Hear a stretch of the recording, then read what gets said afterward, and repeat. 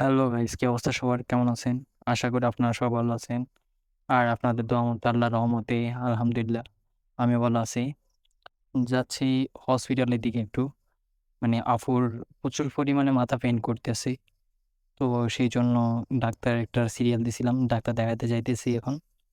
তো ডাক্তারটা রাতে প্রায় ৯ টার পরে ডাক্তার সিরিয়াল পড়ছে।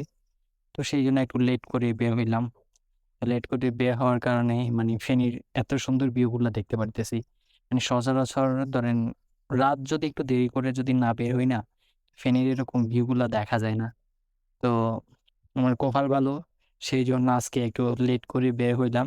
তো সেজন্য ভিউগুলো দেখতে পারতেছি আর আপনাদের সাথে ভিউগুলো শেয়ার করতে পারতেছি। আসলে দিনের ফেনী থেকে রাতের ফেনীটা অনেক সুন্দর বেশি। কি বলবো সিরিয়াসলি দিনে যতটা আপনি ফেনী যেরকম দেখবেন যানজট, এই সেই মানুষ কোলাহল অনেক কিছু। বাট রাতে অন্যরকম। এরপরে চলে আসলাম ভাইটাল রিসার্চে। ইউনিট ২ টা ইউনিট আছে।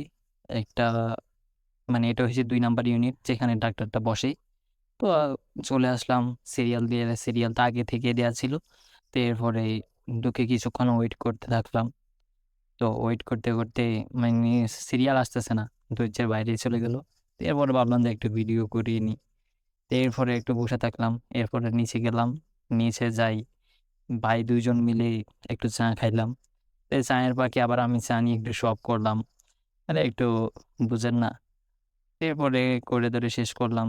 এরপরে দেখেন ভাই ভিউ। এদিক দিয়ে চা খাইতেছি, রাতে এরকম ফেনীর একটা ভিউ।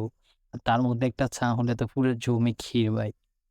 এত সুন্দর লাগতেছিল ফেনী, একদম নিরিবিলি, কোনো সাউন্ড নাই, কিচ্ছু নাই। ২-১ টা গাড়ি আর কিছু না। তো আলহামদুলিল্লাহ ডাক্তার দেখানো শেষ।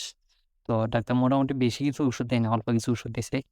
ওগুলা ফার্মেসি থেকে নিয়ে নিছি। নিয়ে নেওয়ার পরে আবার বাড়ির দিকে রওনা হলাম। তো যখন রওনা হলাম তখনই সেই আবার আগের মতো ভিউ। আসলে তার মধ্যে একটা ঘটনা ঘটছে কি? ডাক্তার যিনি আমার আম্মুরে দেখছে উনি মানে আমি জানি না সব ডাক্তার এরকম হয় কিনা। উনি কি করছে, একটা রোগী নিছে অ্যাম্বুলেন্সের মধ্যে আসতে পারতেছে না। ডাক্তারটা নিজে যায় ওটা দেখতেছে। উম ভালো লাগছে ওটা দেখে। এরপর চলে আসলাম লালপুর। তো লালপুর এই ক্রসিংটার মধ্যে কিছুক্ষণ দাঁড়ালাম। রাস্তাটা একটু ক্লিয়ার থাকলে তখন ক্রস করব রাস্তাটা।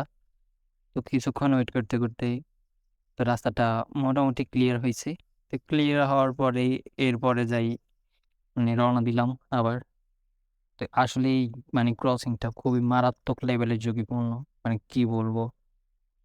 অতিরিক্ত এখানে অনেক জানের একটা রিস্ক থাকে। যেকোনো সময় যেকোনো কিছু করতে পারে। সেইজন্য এটা পার হওয়ার সময় খুবই ধৈর্য সহকারে এবং কি সবকিছু দেখে শুনে মাথা ঠান্ডা করে রোডটা ক্রসিং করতে হয়। একটু ভুল হইলেই জীবন নিয়ে টানাটানি ভাই। তো সেইজন্য আমি সবাইকে সাজেস্ট করব। আমার যারা ফেনীতে আছে তাদেরকে সাজেস্ট করব যে এটা ক্রসিং করার সময় দেখে শুনে ক্রস করতে। আর এখন যেটা দেখতেছেন এটা হইছে লালফুল। এটা হইছে চট্টগ্রাম যাওয়ার রোডে পড়ে।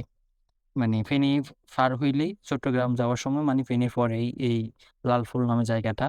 এখানে আবার বঙ্গবন্ধু একটা ইপিজেড হইতেছে সোনাগাজীর দিকে। তো সেই রোডেই মানে আমাদের বাড়িটা। তো লালফুলের পরেই। না অল্প একটু বেশি না। তো এই উপরে দেখতেছেন বঙ্গবন্ধু শিল্প এলাকা অঞ্চল। বঙ্গবন্ধু শিল্প এলাকায় এখনো হয় নাই। যদি কোনোদিন সৌভাগ্য হয় বা যাই, তাহলে ইনশাল্লাহ ওখানে আপনাদের জন্য একটি ব্লগ নিয়ে আসবো, আপনাদেরকে দেখাবো। তো এই বলে আজকের জন্য শেষ করলাম। ভালো থাকবেন, সুস্থ থাকবেন। আমার জন্য দোয়া করবেন আর ভিডিওটি দেখে চ্যানেলটি সাবস্ক্রাইব করে দিবেন। আসসালামু আলাইকুম।